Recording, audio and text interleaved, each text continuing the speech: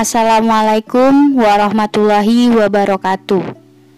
Halo anak-anak Umi, belajar kembali bersama Umi, Putri Anggriani SPD dengan mata pelajaran Ilmu Pengetahuan Sosial di kelas 8.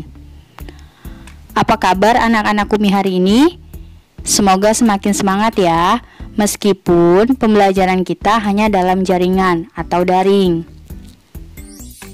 Nah, sebelum kita memulai pelajaran hari ini, alangkah baiknya kita berdoa terlebih dahulu agar apa yang kita pelajari hari ini dapat dengan mudah dipahami. Langsung saja kita masuk ke materi pembelajaran kita hari ini, yaitu pengaruh perubahan dan interaksi keruangan terhadap kehidupan di negara-negara ASEAN. Setelah pembelajaran ini, kamu diharapkan mampu menjelaskan pengaruh perubahan ruang dan interaksi antar ruang terhadap keberlangsungan kehidupan ekonomi, sosial, budaya, politik, dan pendidikan. Perubahan ruang dan interaksi antar ruang akibat faktor alam. Kondisi alam dan kondisi sosial negara-negara ASEAN yang relatif homogen dan saling membutuhkan memudahkan interaksi antara negara yang satu dengan negara yang lainnya. Interaksi ini terjadi dalam bentuk kerjasama di berbagai bidang. Banyak faktor yang menimbulkan berbagai bentuk interaksi antar negara tersebut, antara lain faktor iklim, faktor geologi, dan faktor ketersediaan sumber daya alam. Faktor iklim. Negara-negara ASEAN terkadang mengalami perubahan iklim yang tidak terprediksi sebagai akibat adanya perubahan pola penggunaan lahan dan perilaku yang menimbulkan pemanasan global.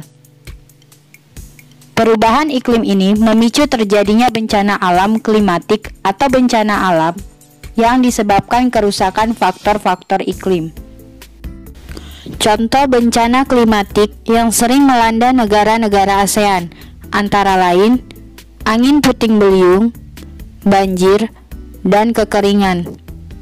Dalam upaya menanggulangi bencana di kawasan Asia Tenggara, ASEAN melakukan kerjasama antar negara anggotanya. Faktor geologi. Berdasarkan faktor-faktor yang berkaitan dengan kondisi geologi, seperti kondisi tanah dan batuan penyusunan di bumi, negara-negara ASEAN berada di daerah tumbukan antar lempeng.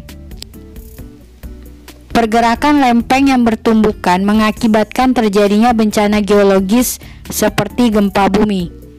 Apabila terjadi di laut atau mempengaruhi pergerakan gelombang laut, maka gempa bumi dapat menimbulkan bencana tsunami. Bencana tsunami yang menggemparkan dunia terjadi di wilayah Indonesia, yaitu di Aceh pada tahun 2004. Faktor ketersediaan sumber daya alam. Hampir semua negara-negara ASEAN memiliki sumber daya alam berupa bahan tambang, kecuali Singapura. Negara Singapura yang wilayahnya sangat sempit memiliki keterbatasan sumber daya alam barang tambang, tetapi menguasai perdagangan dan industri. Sumber daya alam tidak hanya berupa barang tambang. Sumber daya alam hayati dan non-hayati juga dapat dijumpai di negara-negara ASEAN. Namun, tidak semua sumber daya yang diperlukan suatu negara tersedia di negara tersebut. Oleh karena itu, untuk memenuhi kebutuhannya, negara-negara anggota ASEAN melakukan pertukaran sumber daya. Ini merupakan bentuk interaksi antar negara-negara ASEAN dengan tujuan meningkatkan kesejahteraan masyarakat. Demikian materi pembelajaran kita hari ini. Umi tutup pembelajaran kita hari ini dengan wabillahi taufiq walhidayah. Assalamualaikum warahmatullahi wabarakatuh.